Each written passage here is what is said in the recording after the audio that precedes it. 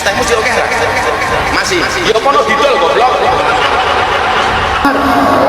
Boleh. Kalau tak boleh, mana boleh kakak tuh jual es, ya kak? Boleh, mainkan kak terus.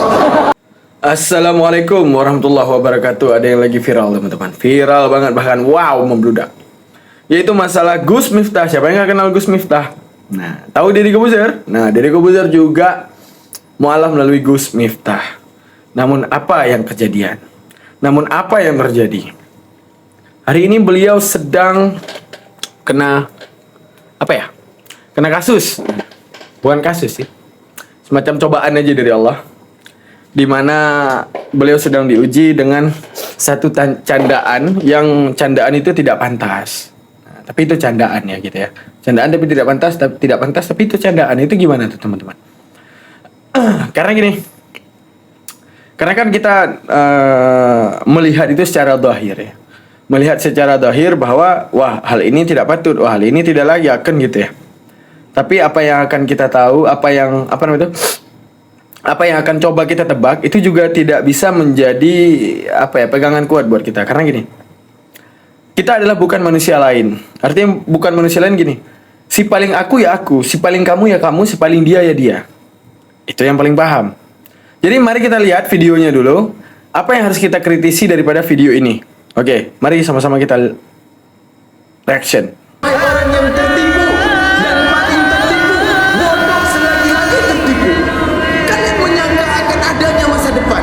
Kalian menyangka masa depan yang kalian prediksi untuk kekhawatiran kepada diri kalian.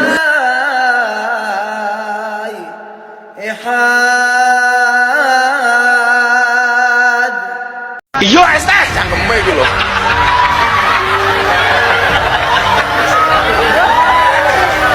Sabar. Wah, dari awal aja udah parah ya. Kita belum tahu ya teman-teman apakah ini secara indikasi masuk ke ranah candaan atau memang semacam penghinaan ya. Yang saya agak kasihan, terlihat muka si bapak tadi ya. Ibarat gini ya. Kalian pernah nggak ngerasain kayak wah ini rame, terus pas dicandain kayak gitu. Kalau kita anggap itu sebagai candaan, mau senyum tapi enggak gini, mau senyum tapi sakit, enggak senyum disangka enggak menanggapi candaan karena terpaksa kita tuh kayak senyum gini. Udah hati kita sakit tuh. Wah aku tahu deh, kasihan tuh si bapak. Apalagi kalau seandainya istrinya nonton video ini ya, gimana ya? Pas nonton video itu ya. Kayak ibaratnya kalau kita anggap candaan pun karena pernah ya kayak gitu ya teman-teman, tiba-tiba ngerocos nih, pas ngerocos dia bercanda, yang bercanda itu nyakitin kita. Dan itu lagi di tongkrongan, kalau kita baper sangka anak-anak, enggak baper terlanjur sakit hati, terpaksa kita ketawa ikutin goyonan dia padahal sakit hati kayak ibaratnya gitu ya. Biasanya sering kayak gitu ya. Oke, kita lanjut ya. Sabar. Pokoknya lah ngombe es teh, tolong gulanya jangan diaduk supaya manisnya di akhir. Tuh teman-teman, sebenarnya yang paling bahaya tuh kan kalau kita ngelihat dari video itu, tau nggak apa? Bukan efek, visual kameranya. Contoh, sebenarnya hal yang kecil sekarang ya, di era sekarang ataupun era visual sekarang ini, masalah yang kecil itu pun bisa jadi besar. Tergantung angel apa yang mau diambil, ya.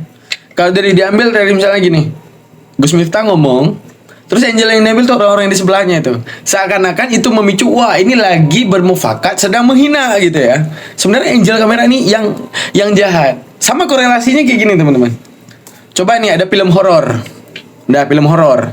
udah trailer film horor, wah film horor ya kan, dengan ngerinya kuntilanaknya dan semuanya. Tapi backsoundnya tau gak apa? Backsoundnya apa? Dasar kau keong racun, baru kenal kau ngajak ke tidur. Pasti gak serem. Tergantung backsound emang semuanya. Sama juga dengan visual kamera. Visual kamera nyorot yang nyeleneh, nyorot yang ini, wah itu bisa bikin orang terstimun untuk ngikut membenci orang lain gitu. Jadi gini, satu yang kena delik bisa jadi kena semua. Tergantung ini perspektif kamera tuh ya. Dia bakal nyosor kemana gitu, ya kan? Kayak contoh nih di dangdut di konser dangdutan tuh. Nah, kalau terus penyanyinya yang disorot, nggak terlalu asik videonya. Tapi kalau udah disorot nanti ada orang pacaran, disorot cewek-cewek cakep, ya kan? Nah, itu makin wow gitu penontonnya, ya kan, teman-teman. Ini visual, jadi hati-hati. Jadi jangan menilai sesuatu karena visual. Nah, kita harus, karena seperti yang saya bilang tadi, tidak ada yang paling aku selain aku sendiri, tidak ada yang paling dia selain dia sendiri, tidak ada yang paling kamu selain kamu sendiri. Jadi kita cuma bisa menilai. Nah, di dalam kita menilai itu bagaimana? Ya, seperti ini. Es tehmu jek oke ra? Masih. Yo kono didol goblok.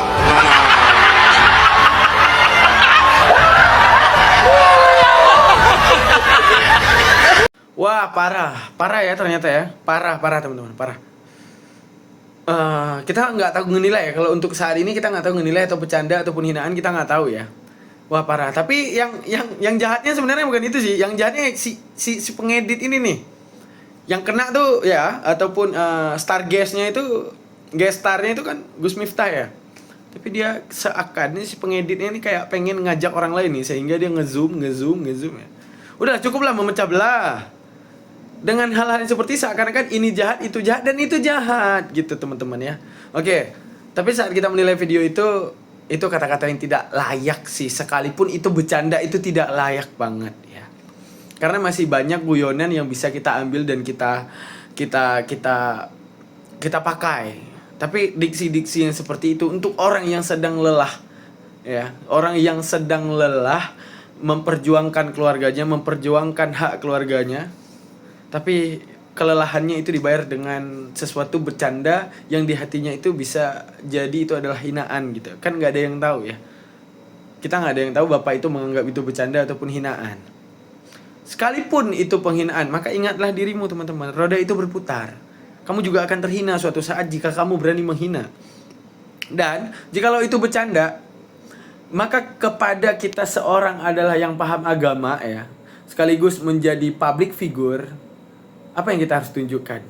Bagaimana cara bercanda yang baik dan bagaimana cara bercanda yang tidak wajar. Kita positif aja, itu mungkin lagi mencontohin bercanda yang tidak wajar ya. Nah, kalau dari segi bercanda itu udah sangat kelewatan ya. Karena mungkin hari ini hidupmu enak sehingga kamu bisa menginjak orang lain sekalipun kamu bercanda. Tapi bagaimana jika dibalik? Kamu sudah siapkah saat orang lain bercanda kepadamu dan dibuat kamu itu, kamu jangan marah karena aku bercanda, nggak sanggup. Jadi dalam hal guyon pun kita juga harus memprediksi. Andaikan dibalik keadaannya, aku sanggup gak menanggung. Beda banget dengan ustadz kita yang satu ini nih. Ustadz kita yang satu ini nih ya. Nih ustadz kita nih. Nih ada ustadz kita nih. Keren banget nih. Nih, ketika dia lagi tablik akbar dengan penonton yang lebih ramai daripada yang dinonton itu, apa tanggapan dia terhadap penjual? Kita nonton nih ya. Ustadz Abdus Somad. Ustadz panutan kita tuh, idola. Di saat Bolehkah berdagang saat tablik akbar? Boleh. Kalau tak boleh, mana boleh kakak tuh jual es, ya kak? Boleh, mainkan kak terus. Nah, boleh tuh kakaknya tuh, mainkan terus kak, mainkan. Keren ya saat kita, luar biasa tuh. Luar biasa, idola. Tambah lagi. Berapa harga esnya satu kak? 5.000. 1, 2, 3. Kakak pilih siapa yang kakak mau kasih. Ku bayar dari sini. Nah, aku bayar dari sini. Nah, ini baru namanya bercanda tapi asik, tidak menyakiti, ya, tidak menghina, membuat orang jadi semangat memperjuangkan keluarganya. Ternyata aku berada di bumi, ternyata aku ini dianggap ada oleh orang lain. Makin semangat dia nyari rezeki. Artinya apa? Setiap manusia itu emang tetap akan ada haters dan loversnya. Tetap akan ada orang yang mencintaimu, tetap ada orang yang membencimu. Jadi sebenarnya apa ya, pengakuan yang kita butuh itu kepada orang lain itu sebenarnya, gue ada nggak sih di dunia ini yang membuat kalian ini menghormati gue gitu. Tingkat Ustaz Somad menghormati itu orang yang jualan tuh, masya Allah, luar biasa, mantap.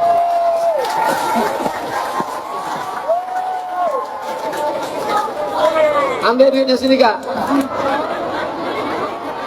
Duit khusus 75.000. Ini dalam rangka kemerdekaan Indonesia. Gambar Pak Presiden Bung Karno Hatta. Laku nih kak, laku. Ini bukan duit main-main. Alhamdulillah. Apalah mimpi gagak malam tadi? Dolen dhisik, engko larong payu wis takdir. Kira-kira Masya Allah, ya Allah. Saya bikin video ini live reaction loh. Artinya live reaction, saya belum lihat video itu sampai total. Ternyata yang jualannya udah tua. Lebih tua daripada Gus Miftah. Ya Allah. Gimana ya perasaannya? Gak bisa kah kita bandingkan gini? Ustaz Abdul Somad artinya menghargai setiap kesusahan orang. Dimana setiap orang itu berjuang bukan sebenarnya gini. Bukan berarti setiap orang yang berjuang itu karena dia mau. Bisa jadi dia harus. Ketika dia harus melakukan itu dan justru kita menghina, bagaimana jika itu dibalik gitu? Terus gini, dari segi Gus Miftah lebih muda daripada si penjual yang lebih tua. Nggak bisakah cukup menghargai daripada keumurannya? Oke, segi kehormatan mungkin Anda lebih dihormati daripada si penjual. Tapi dari segi umur, ada adabkah Anda saat memantapkan diri sebagai seakan-akan adanya sebuah candaan itu kena di hati orang tersebut dan itu lebih tua daripada Anda? Bukankah dari kecil kita dididik untuk menghormati orang tua? Bukankah itu adalah satu sosok yang harusnya Anda hormati? Antum public figure. Antum orang yang dihormati. Sudah waktunya antum itu mulai menghormati orang. Ya. Kita lihat ada video lanjutan setelah kejadian ini Gus Miftah apa yang dilakukan ataupun apa itu tindakan apa yang dilakukan oleh Gus Miftah. Kita lanjutkan. Assalamualaikum warahmatullahi wabarakatuh. Saya Miftah Maulana Habibur Rahman menanggapi yang viral hari ini. Yang pertama, dengan kerendahan hati saya minta maaf atas kekhilafan saya. Saya memang sering bercanda dengan siapapun, maka untuk itu atas candaan kepada yang bersangkutan saya akan meminta maaf secara langsung dan mudah-mudahan dibukakan pintu maaf untuk saya.